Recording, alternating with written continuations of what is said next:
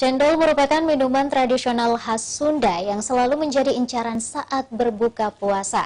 Di Kota Makassar sendiri ada tempat pembuatan cendol yang legendaris yang hasil produksinya tersebar hingga ke luar kota. Seperti apa? Berikut liputannya.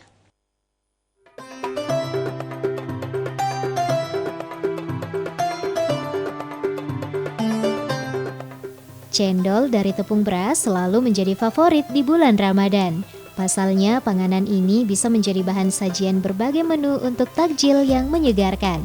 Salah satu tempat produksi cendol yang terkenal ada di sini. Orang di sekitar biasa menyebut tempat ini sebagai Lorong Cendol.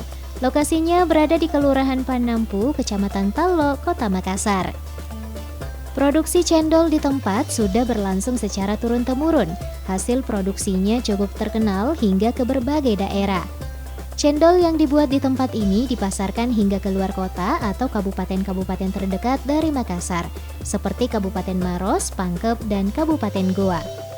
Khusus di bulan Ramadan, permintaan cendol meningkat.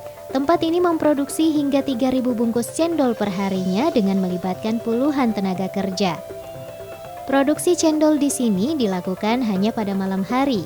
Biasanya butuh waktu beberapa jam untuk para pekerja membuat cendol, mulai dari menyiapkan bahan dasar hingga menjadi cendol yang siap untuk dipasarkan.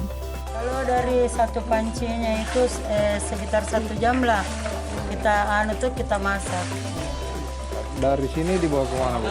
Ke Pangkep, ke Goa, ke Maros. Ia menambahkan, usaha cendolnya bisa bertahan hingga puluhan tahun karena senantiasa menjaga kualitas. Cendol di tempat ini dijamin tidak menggunakan pengawet apapun, meski dibanderol dengan harga relatif terjangkau di kisaran Rp3.500 hingga Rp5.000 per kemasan. Wahyu Saputra, Salebes TV.